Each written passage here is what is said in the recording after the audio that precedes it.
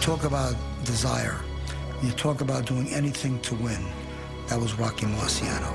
Tough as a rock. He was very well named. He would wear you down. It was like going up against granite. On offense, he never gave you the ball. He was one of those great competitors. He was relentless. The bell would ring, he would be on you. The bell ring, he'd stop. The bell would ring, he would be right back on you. Marciano could take anything. If a building fell on him, he'd be swinging. He would be the physical metaphor for the irresistible force. He just kept coming and throwing that dreadful overhand right that just hammered everybody into submission. He was just a hard hitter. Slam bam. Didn't give a damn. Anybody gets hit on the jaw, flush, when Marciano goes. They just go. Marciano trained like an old-time bare-knuckle fighter. He had the endurance to go 20 rounds. He could knock you out in the 20th round. He had to train. He had to be in better shape than his opponent, otherwise he wasn't going to win, and he knew that. Based on just skill and natural speed and strength, he wasn't going to beat the top heavyweights. So he had to work that hard. He always did this with his wrist. He said, what are you doing? He said, exercising the wrist. And then he'd look up at the heaven. He says, Nitch, I'm gonna be champ someday. I'm gonna be champ of the world.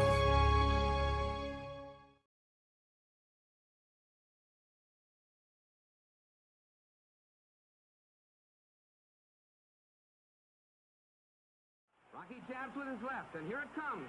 You'll see Marciano fire a long-range right that stuns Rex Lane, and then he crumples forward to the canvas.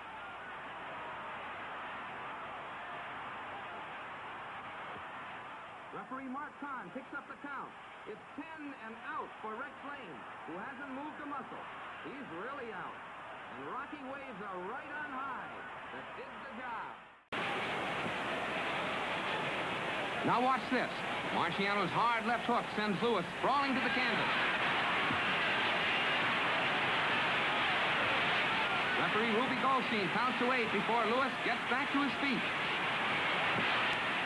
You can see that Lewis is in trouble. He's hurt. Marciano, pitching with everything he's got, backs his man to the ropes to finish him off. Now watch. A left. Another left crumples Lewis. A blazing right. And Lewis sails through the ropes.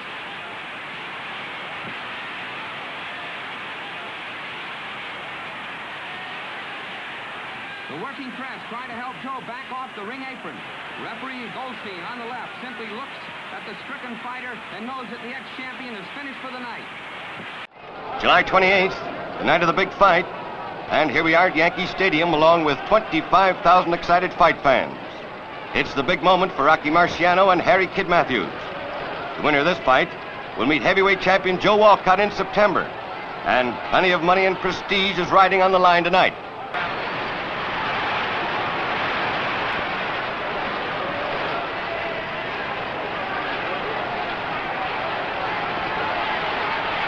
Matthews is down. 2 lightning-fast left hooks. He's badly hurt. He can't make it. Marciano lunges with a left jab, then hooks. And hooks again, and Matthews is knocked to the canvas.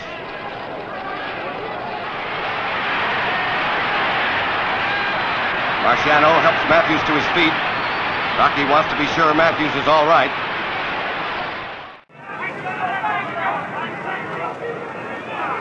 Walcott plainly is intent on staying away now if he can. There's the right hand, Walcott.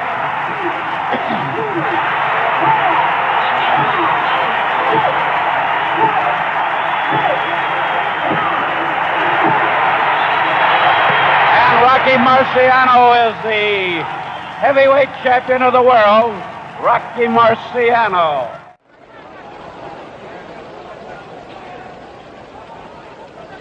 One minute to go in round one.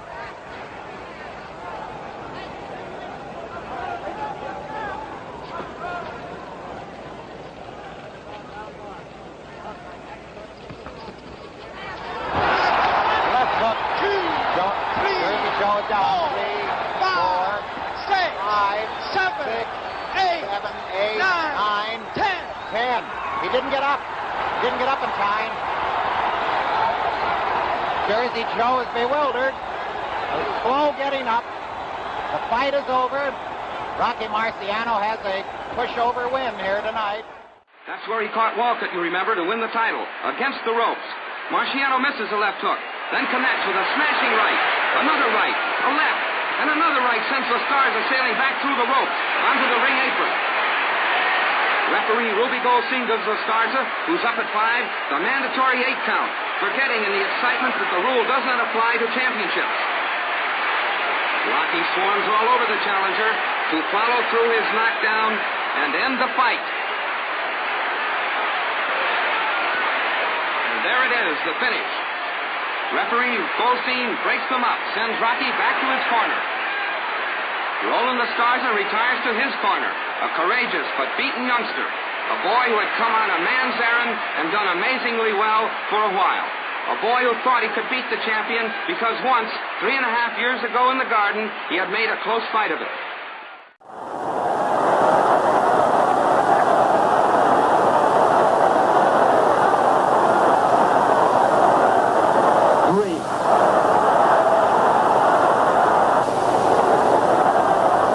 Don't let him hold. Push him off. Shove the guy.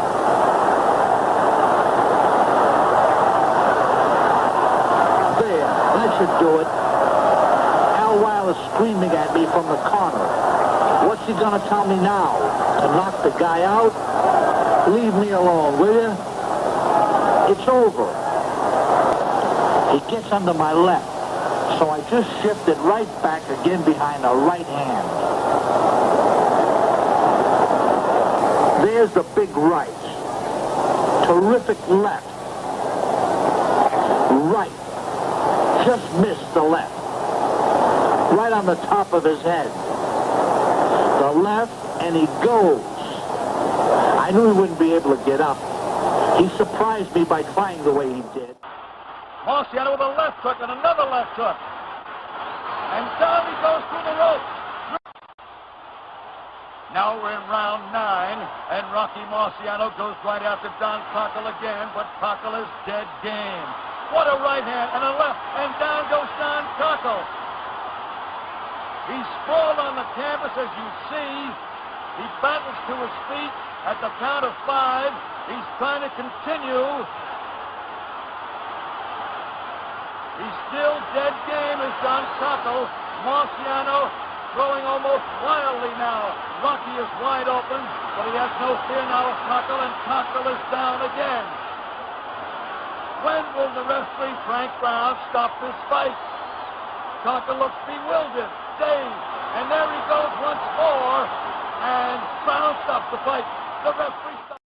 Wearing black trunks, weighing 188 even, the light heavyweight champion of the world and challenger, Archie Moore. Moore. His opponent from Brockton, Massachusetts, wearing white trunks, weighing 188 1/4 pounds, heavyweight champion of the world, Rocky Marciano.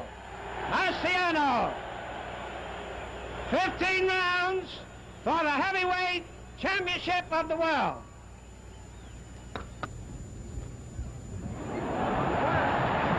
Right hand, right hand, right hand. Another right by Rocky. This could be the end.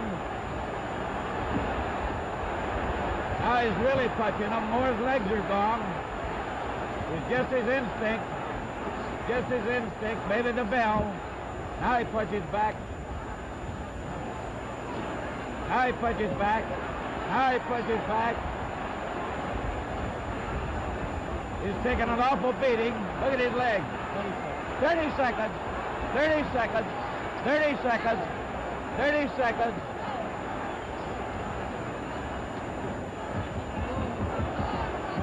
Twenty seconds. Moore's legs are gone. He's down again. 15 seconds. 7, 8, 9, he got to him, 9. Doesn't mean he still can't punch. He can. And he did. And the bull keeps coming. 10 seconds. Right hand. Right hand. Right hand. 5, 6. That bell saved him. Oh, a good right hand by Moore. A beauty. Just not the steam on it. There he goes. In his own corner. 3, 4, 5, 6, 7, 8, 9, 10. That's all. That's all. Hey, congratulations. Oh, Bill. What kind of a fight was this one, Rock? Archie's a very tough, willing, determined fighter. I didn't think that he would stand up like he did. Congratulations to him. I guess he wasn't just talking up there at North Adams, Mass. Marciano's the only fighter that's probably overrated and underrated at the same time. You know, some people overrate him because he was undefeated, and other guys will underrate him because he fought a lot of these great fighters at a later time in their life. One of the most important ways to measure a fighter's worth is how he came back from a defeat. Marciano didn't have that. Being perfect, he never had a chance to avenge a defeat. With him, it was what he did during his fights. He was behind against Charles. He was behind against Walcott. He came back to beat these guys. He was an engine. He was a person who devoted his life to his dream, to his cause. He typified the many great Italian boxers of his day, the sons of immigrants who only knew how to march ahead in a straight line to get to where they were going. I see his legacy as a fighter as a man of indomitable courage. Rocky Marciano showed what the will to win can do.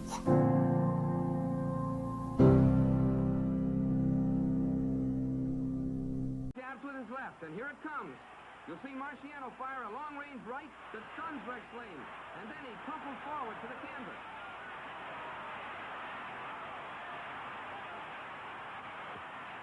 Referee Mark Kahn picks up the count. It's 10 and out for Rex Lane, who hasn't moved a muscle. He's really out. And Rocky waves a right on high that did the job.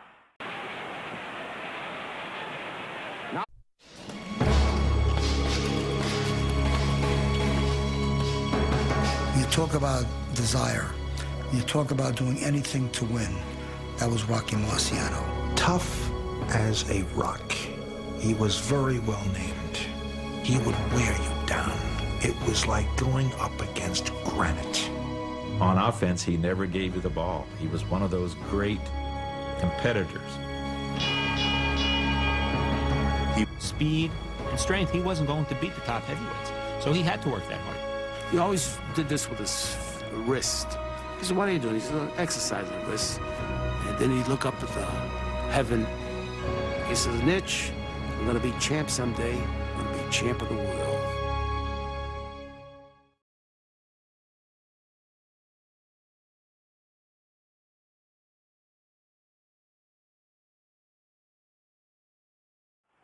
Bam. Didn't give a damn. Anybody gets hit on the jaw, flush, when Marciano goes. They just go. Marciano trained like an old-time bare-knuckle fighter. He had the endurance to go 20 rounds. He could knock you out in the 20th round. He had to train. He had to be in better shape than his opponent, otherwise he wasn't going to win, and he knew that.